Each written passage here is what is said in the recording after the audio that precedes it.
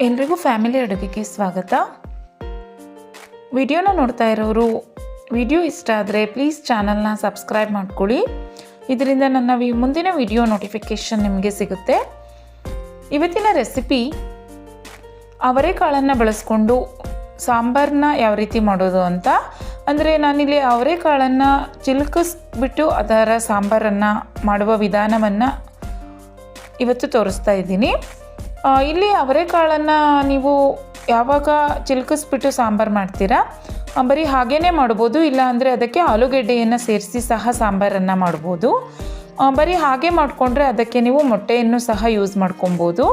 ಆದರೆ ಆಲೂಗೆಡ್ಡೆಯನ್ನು ಸೇರಿಸಿ ನೀವು ಸಾಂಬಾರು ಮಾಡಿಕೊಂಡಾಗ ಅದಕ್ಕೆ ಮೊಟ್ಟೆಯನ್ನು ಯೂಸ್ ಮಾಡಿದ್ರೆ ಚೆನ್ನಾಗಿರಲ್ಲ. ಇಲ್ಲಿ ನಾನು ಇವತ್ತು ಚಿಲುಕಿಸ್ಕೊಂಡಿರುವಂತಹ ಒಂದು ಅವರೆಕಾಳಿಗೆ ಆಲೂಗೆಡ್ಡೆಯನ್ನು ಬಳಸಿ ಸಾಂಬಾರನ್ನು ಯಾವ ರೀತಿ ಮಾಡೋದು ಅನ್ನೋದನ್ನ ಇವತ್ತಿನ ವಿಡಿಯೋನಲ್ಲಿ ನಿಮಗೆ ತೋರಿಸ್ತಾ ಇದ್ದೀನಿ. ಈ ಒಂದು ಸಾಂಬಾರು ನಿಮಗೆ ಅನ್ನಕ್ಕೆ, ಮುದ್ದೆಗೆ, ಚಪಾತಿಗೆ, ಇಡ್ಲಿಗೆ ಅಂದರೆ ತಿಂಡಿಗೂ ಸಹ ಯೂಸ್ ಮಾಡ್ಕೊಳ್ಬೋದು, ಹಾಗೂ ಊಟಕ್ಕೂ ಸಹ ಈ ಸಾಂಬಾರು ಚೆನ್ನಾಗಿರುತ್ತೆ. ಹಾಗೂ ಆಲೂಗೆಡ್ಡೆ ಹಾಕಲಿಲ್ಲ ಅಂದರೆ ಅದನ್ನು ಮೊಟ್ಟೆಯನ್ನು ಸಹ ಹಾಕಿ ಈ ಸಾಂಬಾರನ್ನು ನೀವು ಯೂಸ್ ಮಾಡ್ಕೊಬೋದು.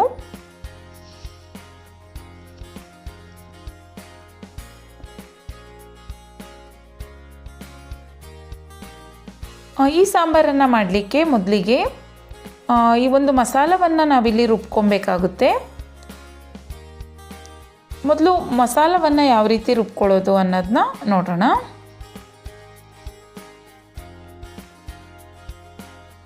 ನಾನಿಲ್ಲಿ ಮೊದಲಿಗೆ ಒಂದು ಮಿಕ್ಸಿ ಜಾರ್ಗೆ ಅರ್ಧ ಬೌಲಷ್ಟು ತೆಂಗಿನಕಾಯಿಯ ತುರಿಯನ್ನು ಹಾಕೋತಾ ಇದ್ದೀನಿ. ಅಂದರೆ ನಾನಿಲ್ಲಿ ಪೀಸ್ ಮಾಡ್ಕೊಂಡಿದ್ದೀನಿ ತೆಂಗಿನಕಾಯಿಯನ್ನು.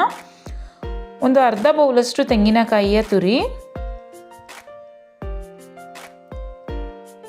ಒಂದು ಈರುಳ್ಳಿ,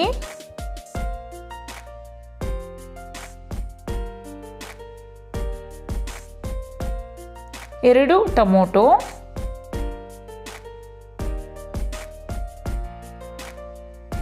ಸ್ವಲ್ಪ ಶುಂಠಿ, 2 3 ಹೆಸರು ಬೆಳ್ಳುಳ್ಳಿ,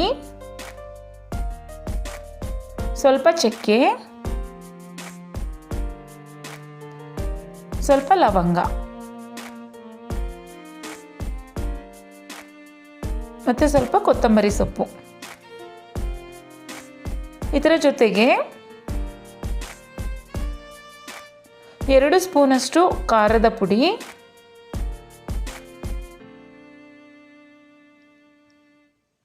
1 ಸ್ಪೂನಷ್ಟು ಸಾಂಬಾರ್ ಪುಡಿ,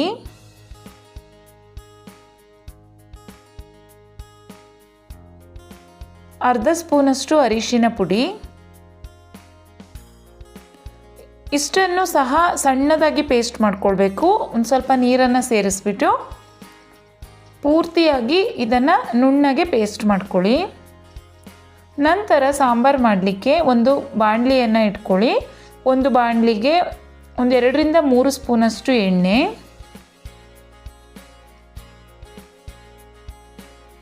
ಎಣ್ಣೆ ಚೆನ್ನಾಗಿ ಕಾಯಬೇಕು. ಎಣ್ಣೆ ಕಾಯ್ದ ಮೇಲೆ ಅದಕ್ಕೆ 1 ಸ್ಪೂನಷ್ಟು ಸಾಸಿವೆ,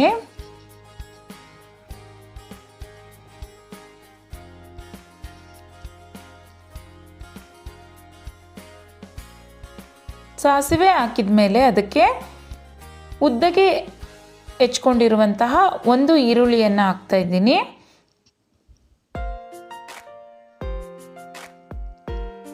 ಈರುಳ್ಳಿ ಹಾಕಿದ ಮೇಲೆ ಸ್ವಲ್ಪ ಫ್ರೈ ಮಾಡ್ಕೋಬೇಕು ಈರುಳ್ಳಿಯನ್ನು.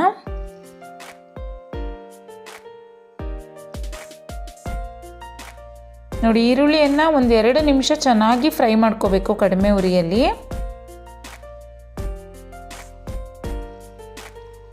ನಂತರ ಅದಕ್ಕೆ ನಾನು ಸ್ವಲ್ಪ ಕರಿಬೇವಿನ ಸೊಪ್ಪು,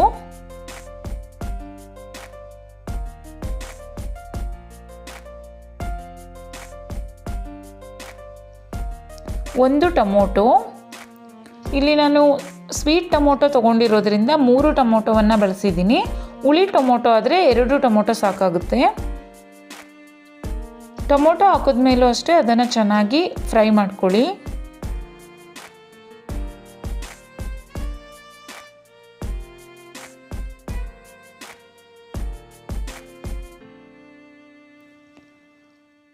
ಈಗ ಟೊಮೊಟೊ ಬೇಯಲಿಕ್ಕೆ ನಾನು ಅರ್ಧ ಸ್ಪೂನಷ್ಟು ಉಪ್ಪನ್ನು ಹಾಕ್ಕೊಂಡಿದ್ದೀನಿ.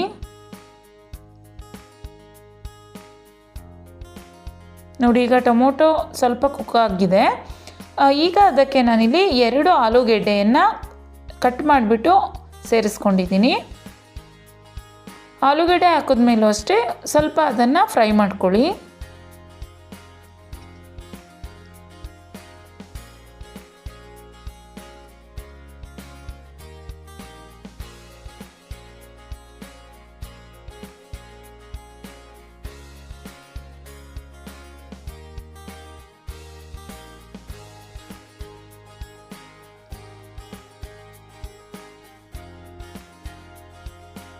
ನೋಡಿ, ಈಗ ಆಲೂಗೆಡ್ಡೆ ಫ್ರೈ ಆಗಿದೆ.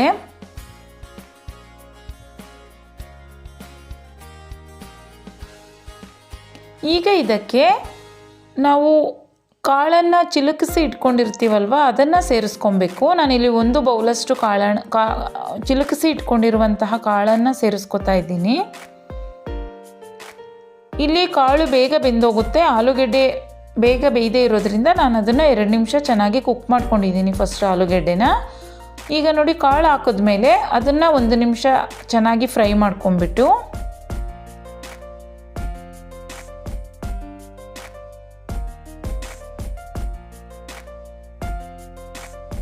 ನೋಡಿ, ಈಗ ಕಾಳು ಸಹ ಚೆನ್ನಾಗಿ ಫ್ರೈ ಆಗಿದೆ. ಈಗ ಇದಕ್ಕೆ ನಾವು ರುಬ್ಕೊಂಡಿರುವಂತಹ ಮಸಾಲವನ್ನು ಸೇರಿಸ್ಕೊಬೇಕು.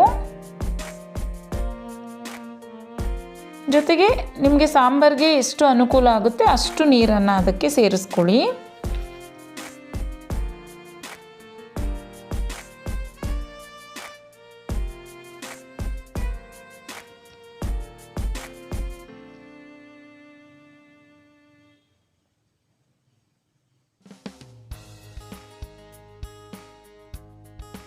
ನೋಡಿ, ಈಗ ಇದು ಚೆನ್ನಾಗಿ ಕುದಿ ಬರಬೇಕು. ಒಂದು ಲಿಡ್ ಮುಚ್ಚಿಬಿಟ್ಟು ಒಂದು 5 ನಿಮಿಷ ಅದನ್ನು ಚೆನ್ನಾಗಿ ಕುದಿ ಬರುವವರೆಗೂ ಚೆನ್ನಾಗಿ ಕಾಯಿಸ್ಕೊಳ್ಳಿ. ಈಗ ಇದಕ್ಕೆ ನಾನಿಲ್ಲಿ ರುಚಿಗೆ ತಕ್ಕಷ್ಟು ಉಪ್ಪನ್ನು ಸೇರಿಸ್ಕೊಳ್ಳಿ.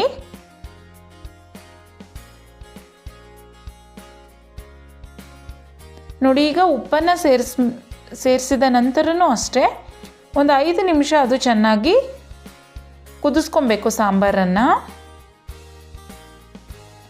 ತುಂಬ ಕಾಳು ಕಲಸಿ ಹೋಗೋವರೆಗೂ ಸಾಂಬಾರನ್ನ ಕುದಿಸೋ ಅವಶ್ಯಕತೆ ಇಲ್ಲ.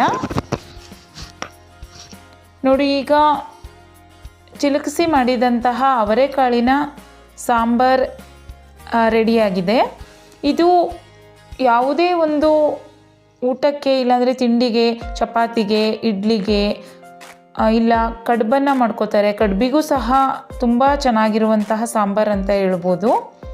ಯಾವುದೇ ಒಂದು ಫಂಕ್ಷನಲ್ಲಿ ಕಡುಬನ್ನು ಮಾಡಿಕೊಂಡಾಗ ಇದು ಸಾಂಬಾರಾಗಿ ಇದನ್ನು ವೆಜ್ ಸಾಂಬಾರಾಗಿ ಮಾಡ್ಕೊಬೋದು. ಹಾಗೂ ಡೈಲಿ ರೆಗ್ಯುಲರ್ ಆಗಿ ನೀವು ಚಪಾತಿ, ಅನ್ನ ಇಲ್ಲಾಂದರೆ ಮುದ್ದೆಗೆ ಹೆಚ್ಚು ರುಚಿಯಾಗಿರುತ್ತೆ ಈ ಸಾಂಬಾರು ತಿನ್ನಲಿಕ್ಕೆ. ಈ ಸಾಂಬಾರು ನಿಮಗೆ ಇಷ್ಟ ಆಗಿದರೆ ಪ್ಲೀಸ್ ಚಾನಲ್ನ ಸಬ್ಸ್ಕ್ರೈಬ್ ಮಾಡ್ಕೊಳ್ಳಿ ಹಾಗೂ ಈ ವಿಡಿಯೋನ ನಿಮ್ಮ ಫ್ರೆಂಡ್ಸ್ಗಳಿಗೆ ಶೇರ್ ಮಾಡಿ.